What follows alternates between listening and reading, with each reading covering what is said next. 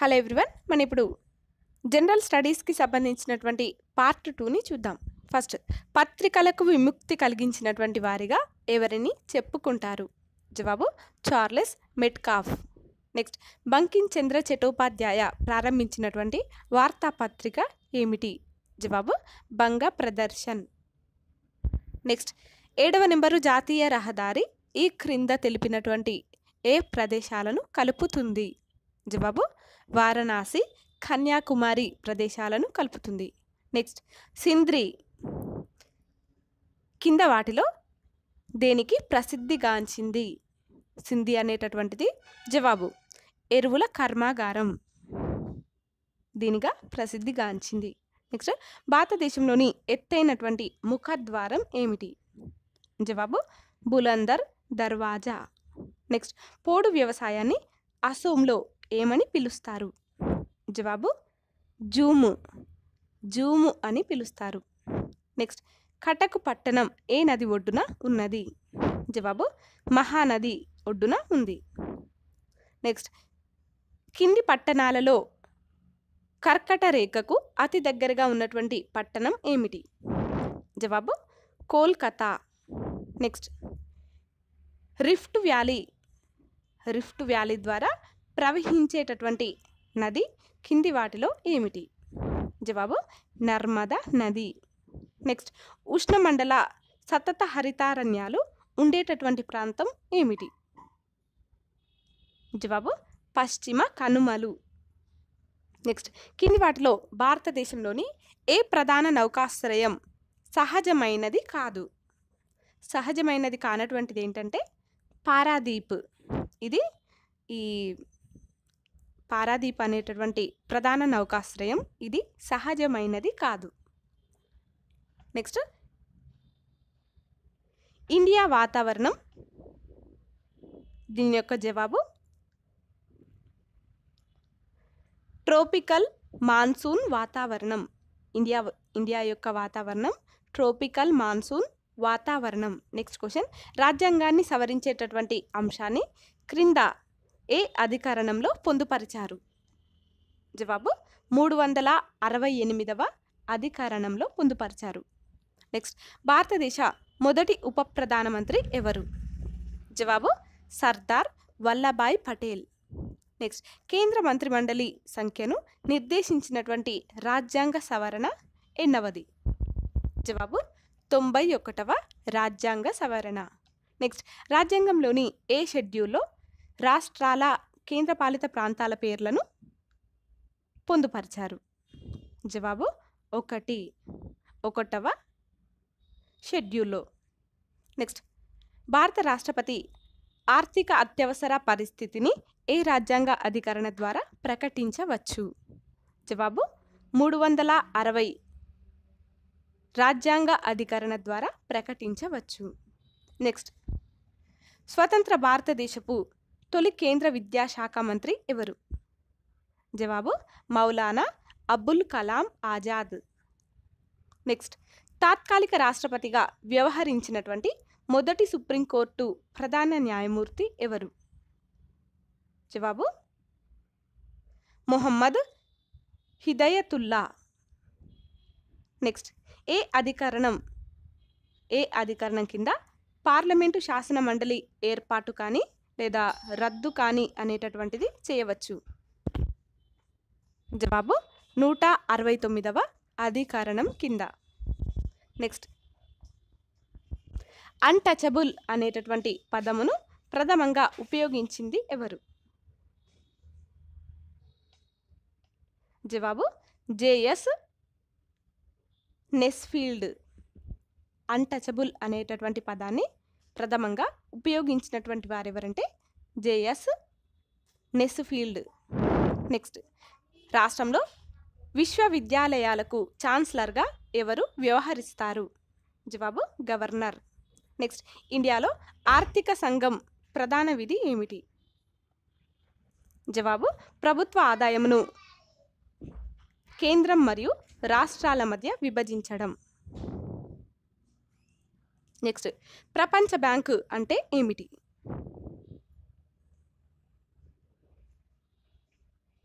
జవాబు దీనిలో first point international bank of reconstruction and development. Next point international finance corporation.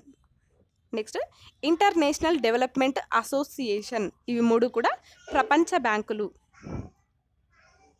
Next క్రింది వారిలో గాంధీ ప్రణాళికను రూపొందించినటువంటి వారు ఎవరు? జవాబు శ్రీమన్నారాయణ అగర్వాల్. నెక్స్ట్ వ్యవసాయానికి ప్రాధాన్యతను ఇచ్చినటువంటి పంచవర్ష ప్రణాళిక ఏమిటి? జవాబు మొదటి పంచవర్ష ప్రణాళిక. నెక్స్ట్ గరీబీ హఠావో నినాదంతో సంబంధం ఉన్నటువంటి వారు ఎవరు? జవాబు ఇందిరా గాంధీ. నెక్స్ట్ డోగ్రీ భాషను మాట్లాడేటటువంటి ప్రాంతాలు ఏమిటి? జవాబు హిమాచల్ ప్రదేశ్, జమ్మూ. నెక్స్ట్ ప్రత్యేక ఆర్థిక మండళ్ల చట్టం ప్రధాన లక్ష్యాలు ఏమిటి? జవాబు దీనిలో ఫస్ట్ అదనపు ఆర్థిక కార్యక్రమాలను పెంచడం. నెక్స్ట్ పాయింట్ ఉద్యోగ అవకాశాలను పెంచడం. నెక్స్ట్ పాయింట్ వస్తువుల మరియు సేవల ఎగుమతుల ప్రోత్సాహకాలు. ఇవి మూడు కూడా ప్రత్యేక ఆర్థిక మండళ్ల చట్టం దీని యొక్క ప్రధాన లక్ష్యాలు. నెక్స్ట్ మొట్టమొదట అధికారికంగా కుటుంబ నియంత్రణ కార్యక్రమం ప్రారంభించినటువంటి దేశం ఏమిటి? జవాబు భారతదేశం. నెక్స్ట్ సెబి అనేటటువంటిది ఇది ఒక జవాబు చట్టబద్ధ సంస్థ. సెబి అనేటటువంటిది ఇదొక చట్టబద్ధ సంస్థ. నెక్స్ట్ క్వశ్చన్ సాధారణ బడ్జెట్ ఆమోదాన్ని ప్రక్కన పెట్టి అడ్వాన్స్ గ్రాంట్ను పార్లమెంటుకు నేను మళ్ళొకసారి చెప్తున్నాను. సాధారణ బడ్జెట్ ఆమోదాన్ని ప్రక్కన పెట్టి అడ్వాన్స్ గ్రాంట్ను పార్లమెంటు ఇచ్చు దానిని ఏమంటారు? జవాబు ఓట్ ఆన్ అకౌంట్ అని అంటారు. నెక్స్ట్ ఇసుకరాతి స్తంభంపై బ్రాహ్మీ లిపిలో నాగగోపినీకయ అని రాసి ఉన్నటువంటి శాసనం ఎక్కడ లభించింది? జవాబు కోటిలింగాలు. నెక్స్ట్ ఏ గ్రంథం శాతవాహనుల కాలం నాటి పాలనా విశేషాలను మరియు ప్రజల స్థితిగతులను తెలియజేస్తుంది?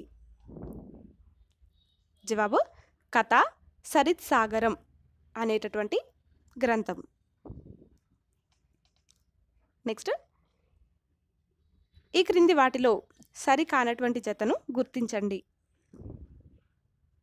సరికానటువంటి జత ఏంటంటే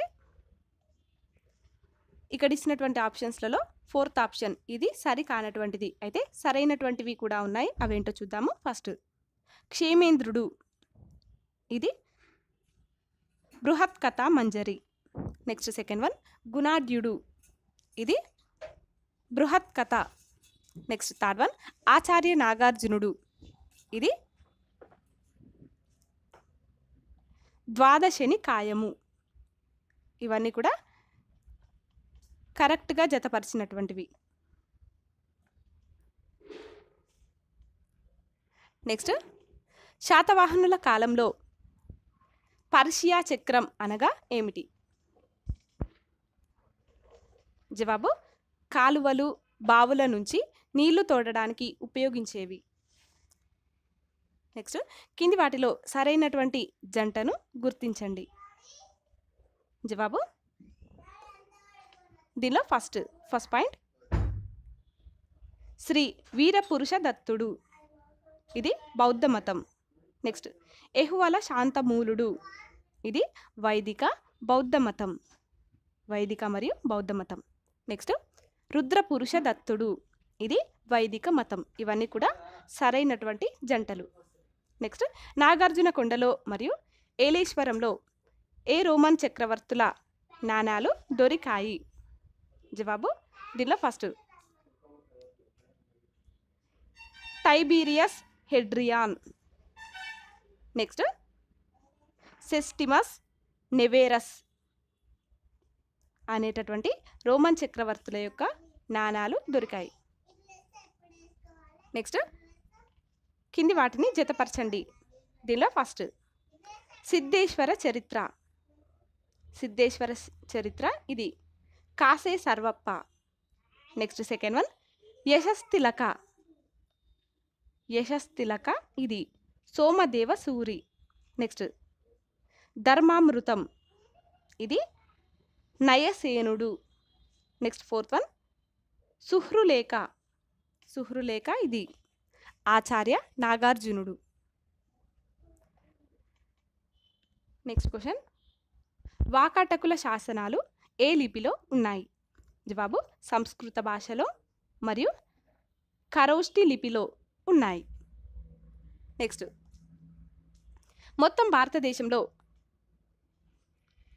భారతదేశంలోనే పీడీ చట్టం కింద అరెస్టు చేయబడినటువంటి మొట్టమొదటి గెజిటెడ్ ఆఫీసర్ ఎవరు? పీడీ చట్టం అంటే దీని యొక్క ఫుల్ ఫామ్ ఏంటంటే ప్రివెంటివ్ డిటెన్షన్ యాక్ట్. ఈ చట్టం కింద అరెస్టు చేయబడినటువంటి మొట్టమొదటి గెజిటెడ్ ఆఫీసర్ ఎవరు? జవాబు doctor Gopal Kishan. Next question నల్లరేగడి మృత్తికలకు సంబంధించి సరైనటువంటి సమాధానాన్ని గుర్తించండి. జవాబు దీనిలో ఫస్ట్ పాయింట్ ఈ మృత్తికలను అంటే నల్లరేగడి మృత్తికలను తనను తాను దున్నుకునే నేలలు అని అంటారు. నెక్స్ట్ పాయింట్ ఈ మృత్తికలలో ప్రధాన పంట ఏంటంటే పత్తి కాగా జొన్న, సజ్జ, కొర్రి, పొగాకు, పసుపు, మిరప పంటలు కూడా పండుతాయి. నెక్స్ట్ పాయింట్ నీటిపారుదల ప్రాంతాలలో వరి, చెరకు పంటలు కూడా ఈ మృత్తికలలో పండుతాయి. ఇవన్నీ కూడా నల్లరేగడి మృత్తికలకు సంబంధించినటువంటి సరైన సమాధానాలు. నెక్స్ట్ క్వశ్చన్ ప్రత్యేక రాష్ట్ర విభజనకు సంబంధించినటువంటి అన్ని రంగాల వారీగా 2 రాష్ట్రాలకు పంపిణీ చేసేందుకు కేంద్ర ప్రభుత్వం 1వ తేదీ మార్చి నెల 2014వ సంవత్సరాన ఎన్ని కమిటీలను నియమించింది? జవాబు 14 కమిటీలను. నెక్స్ట్ క్వశ్చన్ తక్కువ సారవంతమైనటువంటి ఎర్ర నేలలు తెలంగాణలో అధిక భాగంలో ఉన్నాయి. అయితే సుమారుగా ఇవి రాష్ట్రంలో ఎంత శాతం విస్తరించి ఉన్నాయి? జవాబు 42%. నెక్స్ట్ కింది వాటిని జతపరచుము. దీనిలో ఫస్ట్ ఎర్ర నేలలు ఇవి సన్నని ఇసుక మిశ్రమం. నెక్స్ట్ సెకండ్ వన్ చలక నేలలు. సారీ ఫస్ట్ ఆన్సర్ తప్పు చెప్పాను. ఫస్ట్ ఎర్ర నేలలు ఇది 42%. సెకండ్ వన్ చలక నేలలు ఇది సన్నని ఇసుక మిశ్రమం. నెక్స్ట్ థర్డ్ వన్ దుబ్బ నేలలు ఇవి పెద్దవిగా ఉన్న ఇసుక రాళ్ళ మిశ్రమం.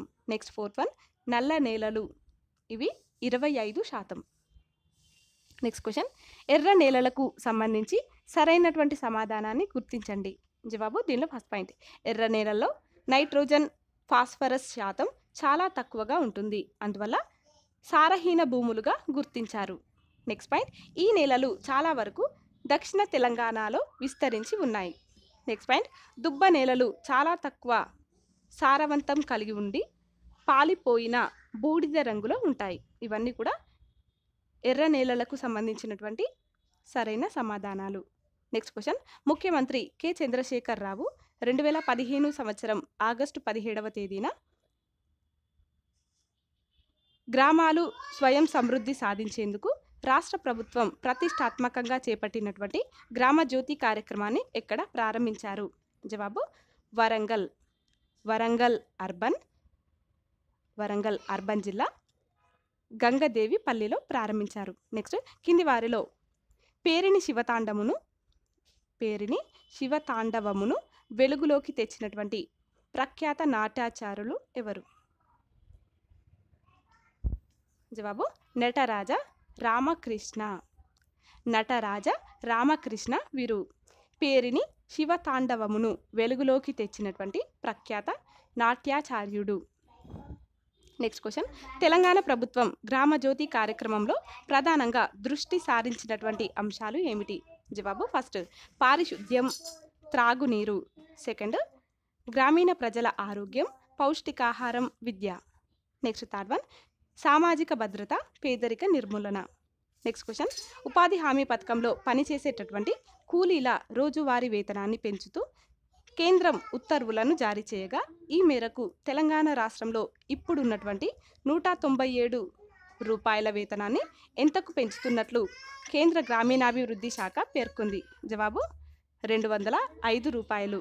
నెక్స్ట్, ఇతర దేశాల నుంచి పక్షులు వలస వచ్చేటటువంటి అమీన్పూర్ చెరువును తెలంగాణలోని జీవ వైవిధ్యానికి నిలవుగా గుర్తించారు. అయితే ఈ అమీన్పూర్ చెరువు ఏ జిల్లాలో కలదు? జవాబు మెదక్ జిల్లాలో. ఫ్రెండ్స్, మీకు మా వీడియోస్ కనుక నచ్చినట్లయితే లైక్ చేయండి, షేర్ చేయండి, అలాగే మా ఛానల్ని సబ్స్క్రైబ్ చేసుకోండి. Thanks for watching.